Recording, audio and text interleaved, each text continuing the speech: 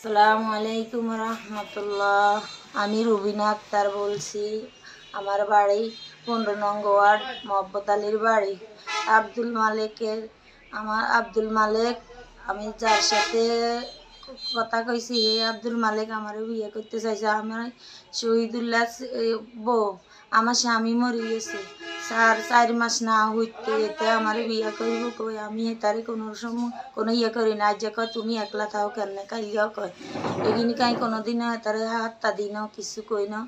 আর এতে আমার বাড়ির পাশের লোক পাশাপাশি কইতেছে বিয়ে করব। আমি তার চাঁদের মিন্দিরে দান রইদে দিছি, আরও মানুষও দান রইদে দিছে, কোনোদিন কিছু কয় না। আজ যে দান রই দিতাম গেছি আর হঠাৎ করে নামছি আর নাতিন কোলো এটা আমাদের জড়াই ধরি আমারে নির্যাতিত করছে, আমারে খারাপ কথা কই খারাপ কাম করিয়া লাগছে। আমি এর লগে পারি না, এ জড়াজড়ি আমার টানি বিছনাত লই যায়, আমার উলঙ্গ করছে, আমার কাপড় নেতা ছিল এটা আমার উলঙ্গ করি আমার খারাপ কাজ করছে। এটা লাই আমি তারে কইছি যে আপনি কি রিয়া কারেন প্রমিস কন প্রমিস হইতো না কি রিয়া কারেন।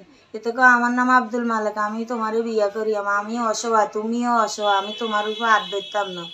আমি তো আমার ভাই যেন না শুনে, কেউ যেন না শুনে এগিনি কই এতে আরে না করছে হেরারে দিয়ে এতে কইতে আছে এটা দুয়ার সব সময় আল্লাহ খোলা থাকে, এতে খোলা রায় অলরেডি সবাই দেখে দুয়ারিটা খোলা থাকে।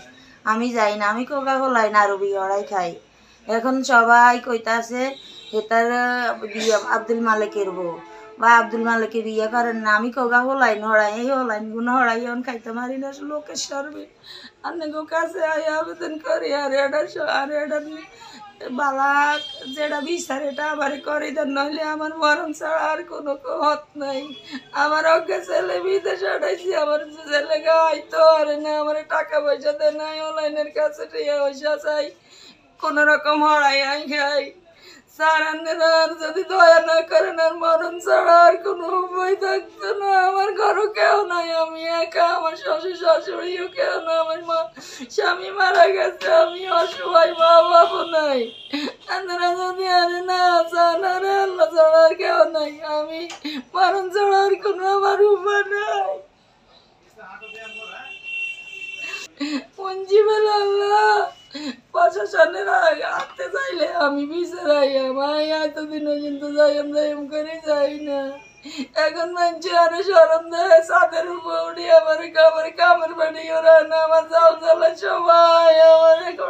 কয়দিন এইভাবে কাজ করছে সে?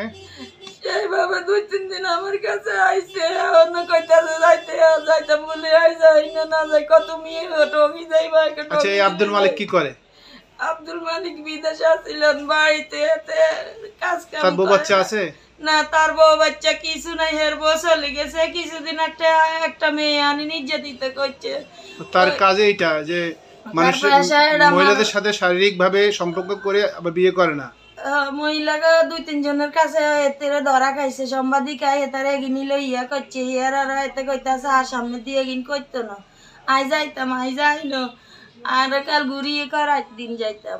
শুধু দর্শক, আমরা এই অসহায় বিধবা এই মহিলাটার বিষয়টা তুলে ধরলাম এবং সংশ্লিষ্ট কর্তৃপক্ষের দৃষ্টি আকর্ষণ করে বলছি এই বিষয়টা আপনারা যথাযথ পদক্ষেপ নিয়ে প্রকৃত দোষী ব্যক্তিকে আইনের আওতায় এনে দৃষ্টান্তমূলক শাস্তি দিবেন এই প্রত্যাশা করলাম।